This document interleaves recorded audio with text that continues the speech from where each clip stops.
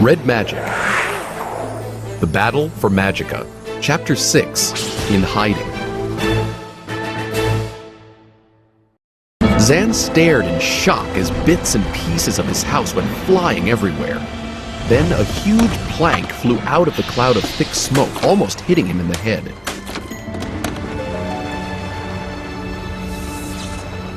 Zann snapped out of his stupor. He nudged Zing with his foot. The dragon was groggy, but already beginning to emerge from the flash freeze. That was one especially good thing about fire whistlers. Even the strongest magic couldn't keep them down for long. They were too stubborn. Wake up, boy, Zann urged the dragon. We've got to get out of here. He doubted the stranger could have survived that explosion. But then Zann remembered the strong energy crackling between the man's fingers. He'd better not take any chances. I'll go find Darb, he murmured. Darb might be a void, but he was smart and practical. Maybe he could help Zann figure out what to do.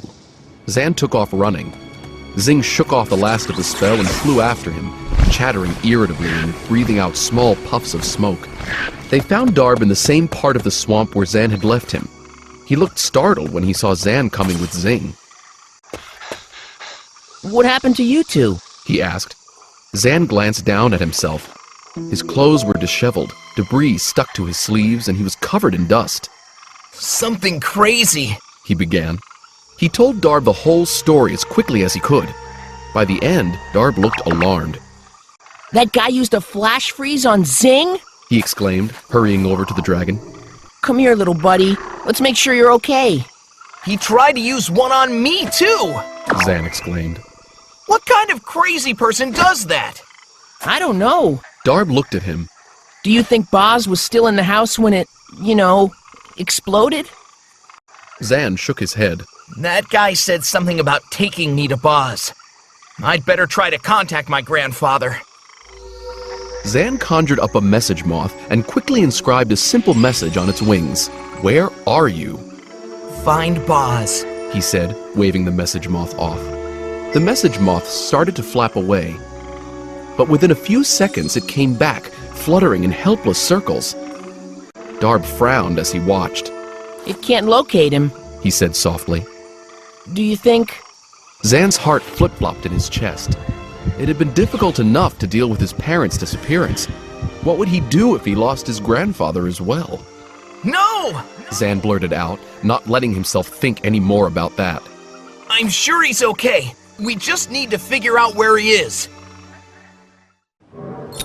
The stranger stepped out of the ruins of Zann's house. He'd barely had time to throw up a strong shield spell before the place had exploded. That explosion had been an unlucky break. The red boy had been especially quick. The energy from his emergency zap had collided with the flash freeze, causing the blast.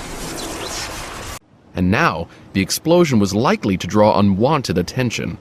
Never mind, the man muttered. I just need to find the boy before he tells anyone about me. But how? He could return to the fortress and check the secret eye, but the secret eye merely showed the presence and location of Magica's reds. It didn't show their identities. The boy would be one red dot among many. Or would he? Glancing down at the debris, the man happened to spot the charred remains of one of those Happy Family Blink images. Grabbing it, he stared at the red boy's grinning face. The man smiled. The image should do the trick. Yes, it should do nicely. There! Zann rubbed his hands together and pointed at the cave entrance. A dark curtain instantly fell over it. That will keep out anyone we don't want in here. He looked around the cave. He and his friends had gathered here many times, and no adults knew about it. It was the perfect hiding place. The entrance was already well hidden by thick brush. Zann's simple visual blocking spell meant nobody could see in even from a few inches away. Zann had used the same type of spell many times to trick Zing during their games. Okay, Darb said. Now what? He was patting Zing, who still looked tired and uneasy. Zann realized he was exhausted too. He'd used up most of his energy creating their hideout. First, he'd had to run a quick life force locator to make sure the cave was clear of any dangerous creatures. Then he'd conjured up a few lights so he could see what he was doing. And finally, there was the curtain. Being a red gave Zann more power than most kids his age, but after all that, he'd hit his limit. He flopped down against the wall. I need to figure out where Boz went, he said. That guy at my house said he knew him. I have no idea if he was telling the truth. Darb shrugged. Why would someone lie about something like that? Zann sighed. Darb was much too trusting.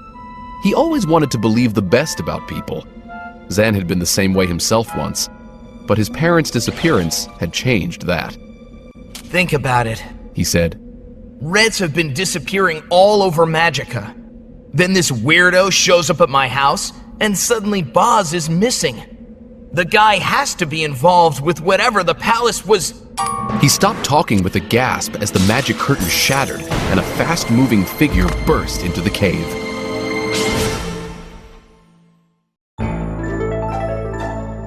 Little Fox.